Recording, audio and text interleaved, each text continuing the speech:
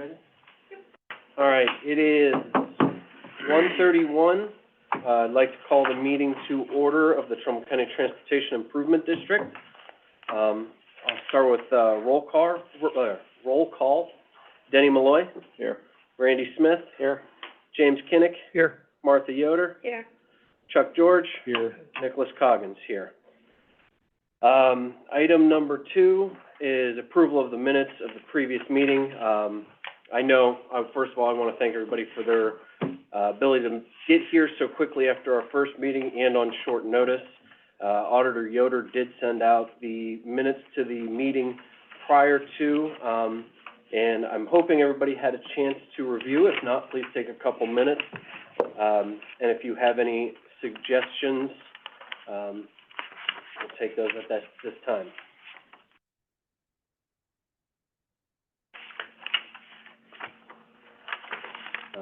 Hearing none, I would entertain a motion to approve the minutes. Motion to approve. Second? Second. Okay. All in favor? Aye. Aye. Opposed? All right. Next on our agenda is the project list. Engineer Smith was able to put together a project list prior to with some cost estimates. That was sent out before and we resent for this meeting. We wanted to give everybody, as the trustees, an opportunity to review, for comments, suggestions, additions, subtractions, any input whatsoever. Mr. Chairman, I'll just say a couple comments on this. The list was developed, I think everyone's aware there needs to be, some placeholder projects that, show a need in excess of $10 million, I believe. I've seen a couple different numbers. These are some of the projects that have come up from time to time.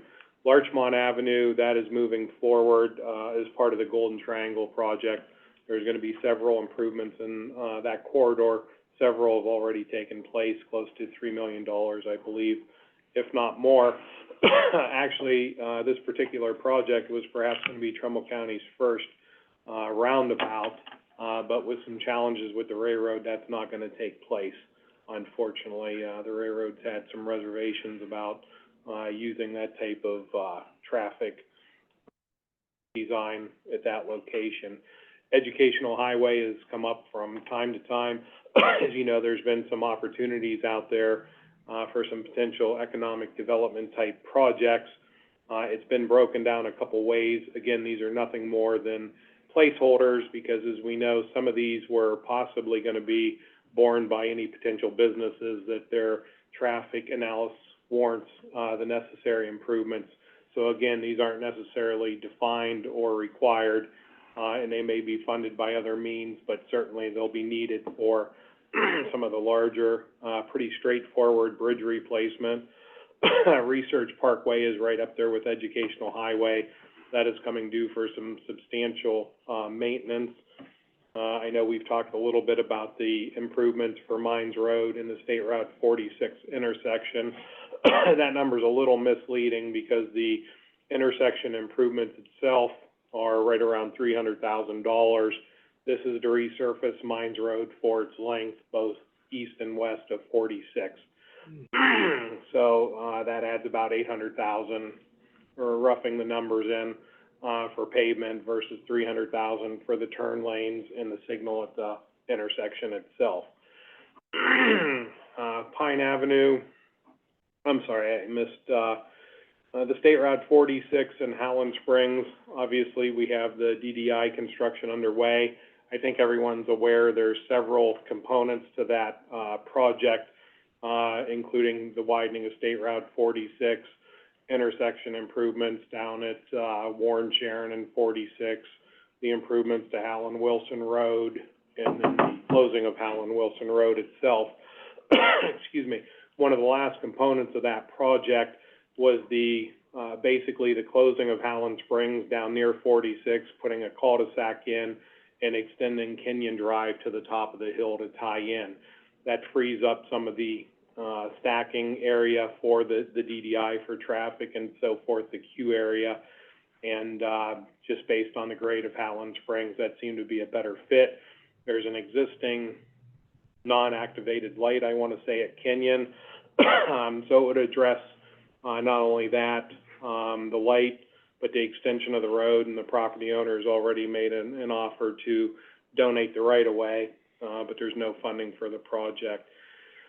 Pine Avenue in the State Route 45, obviously, I think everyone's aware there's some development opportunities over on that side of the county. Both of these projects have come up. I think, for the most part, everyone's aware, not getting into any specifics, but again, there's certain alternatives for truck access, essentially from Pine / Niles Warren River Road over to 45. There's been some preliminary studies through a task order with MS Consultants. The Pine Avenue has been discussed internally. I know with the Planning Commission and others, that is something at some point the commissioners may have to act upon if Pine Avenue is actually vacated and the other roads need some upgrades. And Jim, I'll let you comment on the last one, because I know you've been working on that for a while. Which one, the 40, you covered? 8304. Yeah, no, we had a scope of services for a feasibility study with GPD, ODOT, and Eastgate to look at the feasibility of a new interchange at 304 and 80.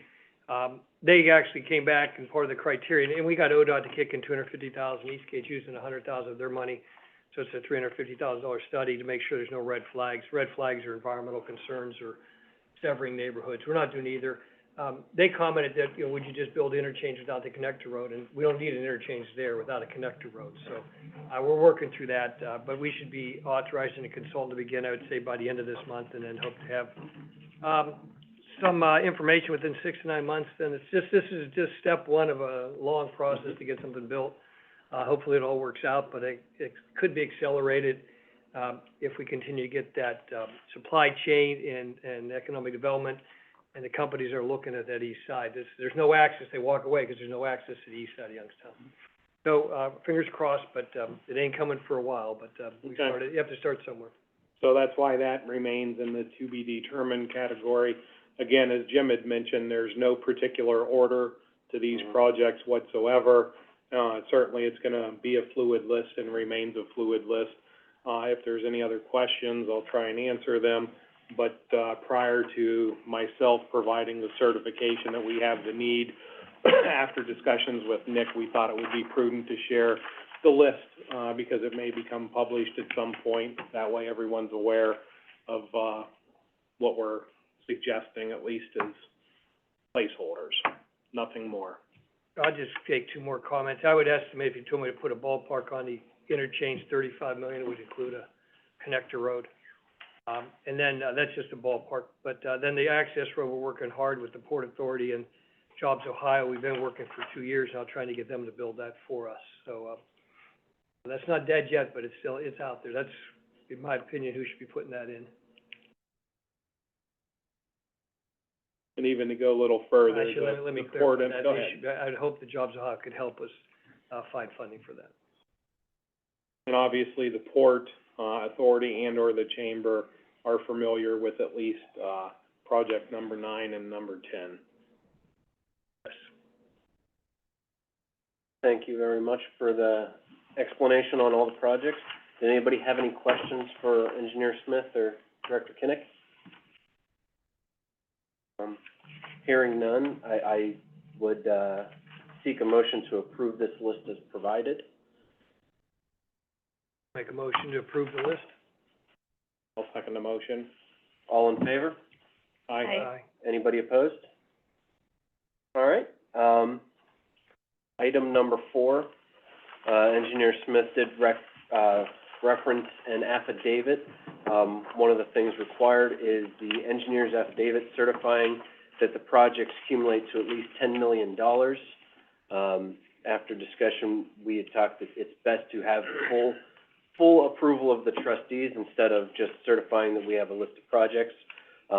So being that we've approved the projects at this point, we would basically, I believe, just formally request that engineer review the list that we've approved and certify that estimated cost would exceed $10 million.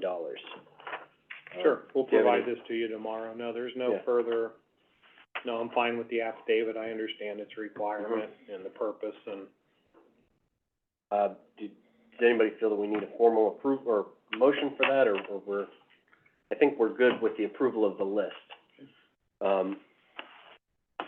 That being said, we'll move on to item number 5, review and approve proposed bylaws. Engineer Smith, after our last meeting, sent out a draft of bylaws that were put together. Prior to this meeting, they were resent. I did have a couple of recommended changes in there, and I tried to put them in color so that they can be seen. The first being on the top of page 2. Item C has 1 non-voting member appointed by the President of the Ohio Senate. Since, I believe it was July of this year, the law was updated that that's no longer a requirement, so I just recommended that be stricken from the bylaws. The other was on page 4, the election for members. It has January. Obviously, with our tentative schedule, we do not have a January meeting. Officers, election of officers. Obviously, with our potential, we do not have a January meeting, and January is right around the corner. So I recommended putting there in September, which would be just shy of 1 year from our initial meeting. And on page 5, under 5.4, order of business, item 2, it has submission of minutes from the previous meeting. I just, and this may be semantics, I put approval, formal review and approval, make everybody have a comment on there instead of just submitting them as is. And that's semantics, more or less, but, that was a suggestion. And I think my last and final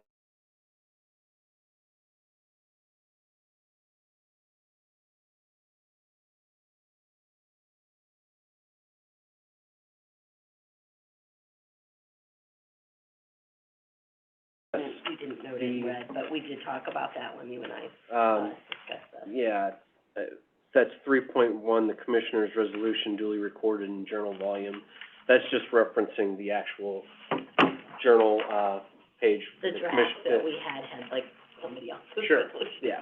yeah, there was nothing, as far as the bylaws, when we initially had, sent them down, there was nothing unique about them. They were actually, copied over from Mahoning County and just had the necessary changes made, and everything seemed to, be in order with Mahoning County, and I believe there was one other county too, that, perhaps Mahoning County started with. Well, No, I'm not a part of this, I'd like to bring something up. Go ahead. We, just as a matter of housekeeping, to make sure that you're compliant, there's a compatibility issue with the president of the, Board of Commissioners being on KID. And there's a Attorney General opinion that says, basically, the result of that is that they may not be a member of the TID, and the board must replace the president of the board with another member that doesn't hold an incompatible, position. So I think that probably should have been addressed at this week's meeting by the president of the Board of Commissioners, but, once you become aware of that, you shouldn't show up and. Well, no. I talked to Attorney Danzo last night. I actually saw him in Portland last night at the pizza shop, and he had already issued an email he sent over to us. There was an Attorney General's opinion that showed that a member of the Board of Commissioners should not be on the TID, but there are other counties that he researched in and saw that, including Mahoning County and 20-some other counties have a commissioner on their TID. So he had requested the opinion from the Mahoning County prosecutor and one of the other county prosecutors that he had not received yet, to see their opinion in reference to that 2018 ruling by the Attorney General on whether that was legal or not. He had also was gonna make contact with the Attorney General's office itself, because these other kids had received grants, they qualified, they received monies, and their kids, were in compliance as far as receiving the money that had a commissioner on the board. So what he advised at this time is continue on as we are, that I would abstain from any votes in regards to funding or anything involving the commissioners, and then let him gather the opinions he was waiting for from the other kids that had commissioners on them. And then, he also recommended in here that we, as part of our agenda, we have our own legal counsel that we're gonna hire as a TID to represent us, being that he can't. And then he said he would refrain, his opinion to, or defer to the legal counsel's opinion once that person is on board representing the TID, to go forth from there. See, he didn't put any of that in writing. He didn't put it in writing, but when I saw him last night, I said, should I go to this or not? I wouldn't, He said yes. alls I can say is that this came to the Board of Commissioners on, and the president who's A couple days ago, right, on October 30th, right. and, And that's when we started calling around other counties we and have seeing, nothing, how does Mahoning do it and how do other counties do it? well, it's. Jim, do you have any opinion Right, on that? You it's sit like on that. Mahoning's board. Yeah, Commissioner, Disler has been on that board since its inception. Right. Been probably 4 or 5 years now. Right, and they've received funding and grant money from the We've state been very and successful, been in 3 or 4 compliance and with 5 it. years. I think in my conversations with Attorney Danzo, I know he was gonna do some additional research, simply because of the Mahoning County scenario. But ironically, the Mahoning County prosecutor also provides legal advice to their TIDs when they need Just it. because other people do things, They said it, no, doesn't I mean that it's totally right. understand that, And Commissioner, and I so we're agree looking- with you, we're that looking could at be, we're looking at the an issue. compatibility, Right. and that's quite clear, the Mhm. compatibility. We all are familiar, I know we're Okay. familiar with them. Well, with that being said, then, I guess at this point, pending any further legal opinions, which we're probably gonna have to go outside, I'd ask that Commissioner Malloy abstain from any voting until we get that legal opinion. Is that, good with everybody else on the board? Fine with me. Sure. All right. Thank you very much. And then, so, He was hoping to have something by the meeting today, 1:30, and as of, before this meeting, he had not received what he was Yeah, I hoping wasn't aware of for that, already. 'cause I mean, when I heard that, I was surprised, 'cause I mean, Commissioner Disler's been on the TID in Mahoning County for, Surprised my counterpart in Mahoning County Gotcha, too, when yeah. he become aware of it. And it was, and when they went to find that it's almost, I think it was 23 counties have a commissioner that sit on their TID, so. Okay. Apparently that Attorney General's letter was for a reference for something and didn't make it out to the whole state, or maybe there's another letter after that. I don't know where this letter popped up from, or where it came to Attorney Danza's attention, but, we may find out it's outdated, or maybe there's been another one since then. yeah, and that's a possibility, and we'll seek that legal counsel when we get the opportunity on the outside. But at this point, I wanna go back to the bylaws, which is, the topic we should be discussing, and see, with that in mind, it looks like in 3.1 it says 5 voting members appointed and confirmed by the Trumbull County Commissioners.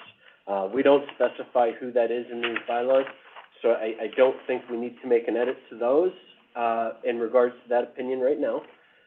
But if anybody else has additional, recommended edits or comments regarding the bylaws that were sent out, please feel free to speak at this point. One of the other options they said was, well, can we swap out Chuck and a commissioner and have him be a voting nominee, but there was a ruling states voting or non-voting, so it didn't matter. It didn't matter, commissioner would be equal either way.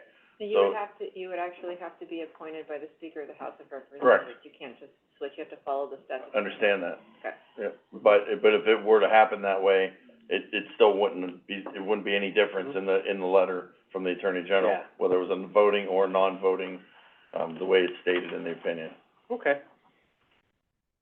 All right, any other comments for the bylaws? All right, if nobody has any other recommendations for changes, I would entertain a motion to approve the, draft bylaws as amended. And when I say as amended, with those edits that were sent out previously.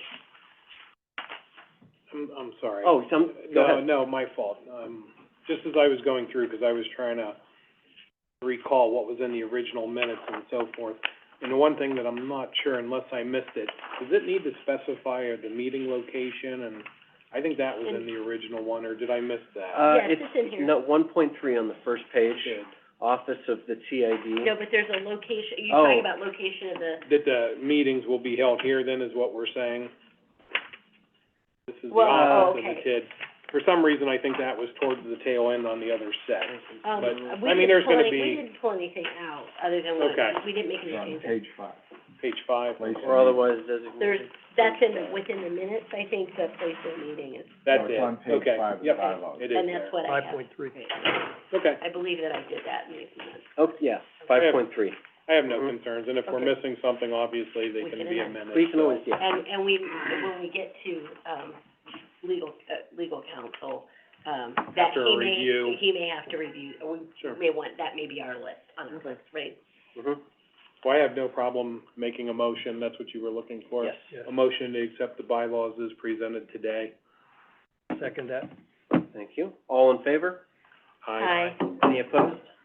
Abstain? Alright.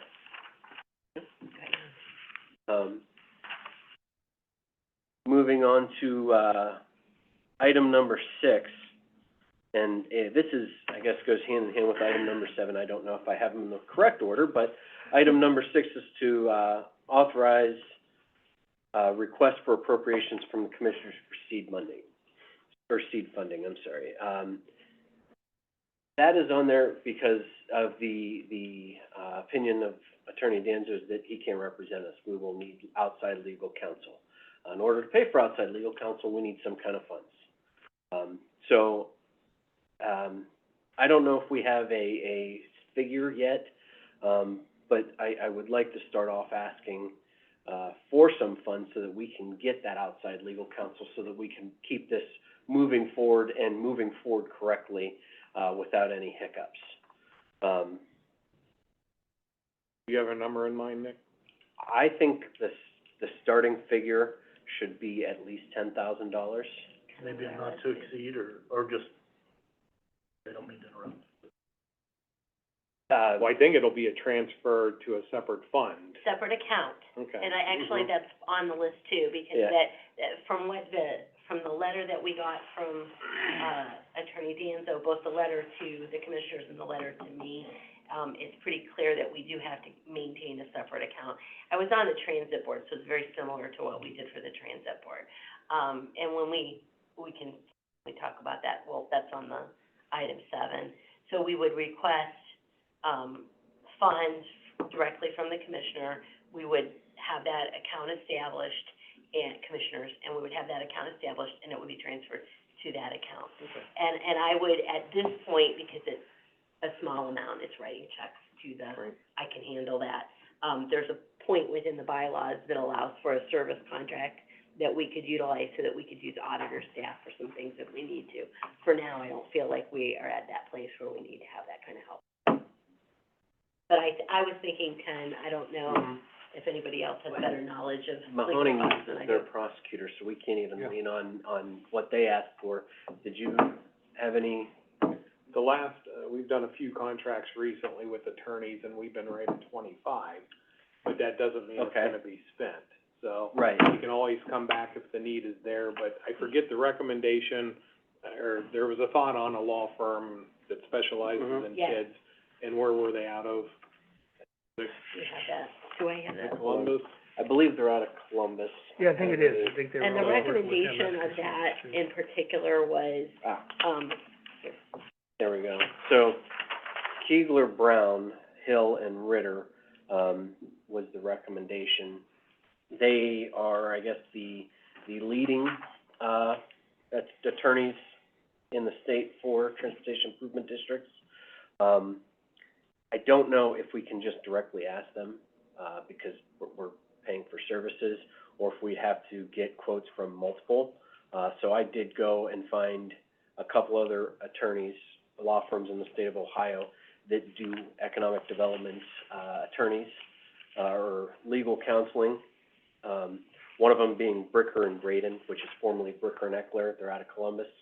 Another one being Walter and Haverfield out of Cleveland, and Corman, Jackson, and Krantz, and I can't remember where they're out of, but I do believe that, Keegler, Brown, and Ritter was the number one recommendation. And, the reason for that, I think it was within one of the letters, is that, Mr. Sherman actually helped write the TID legislation. So, I remember seeing something to that effect. I have no problem with that firm. Obviously, when you're talking Columbus versus local, instead of that 150, Yeah. 175, Mhm. 2.25, 450, Yes. travel, other expenses associated with that. So I'm fine with starting with the 10,000. I'm not sure that'll get us through all the initial reviews, but it's a starting point. We already have Bricker on retainer with the county, we already have an account set up with them. That's who represents Commissioner Cannell, Mason, myself, in our thing with the board. And he worked at the Attorney Very General's good office. firm. They've represented the county, Yeah. not this particular name, it used to be Bricker and Bricker and Eckler, but Eckler, they've yes. represented the county in the Well, that, covered bridge litigation and just some on other a matters. outsider looking in, if I can speak. It's professional services, we don't have to go through any of that. You can Right. select, but at the same time, maybe a commissioner would say, well, where's the, request for qualifications of the firms, and I wouldn't, but Yeah. I don't know if that's something that would come up. Well, before we get ahead of ourselves, I'm just throwing it out there, so the board, Yeah. or the, yeah, I appreciate that, thank you. yeah. So, Ten, you said that you've had the request for 25. I think at this point, if I would make a suggestion, instead of going for 10, we request 15, and maybe that at least get us, through the majority of the year, and if it exceeds, we can entertain going back at one of our, following meetings.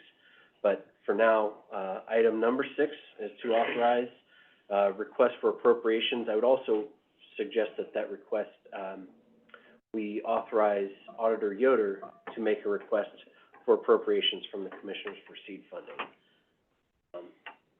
And I'll make a motion that we request $15,000, from the commissioners for seed funding, for the improvement district, with the acknowledgement that it's generally geared towards, assistance from legal counsel to address these matters.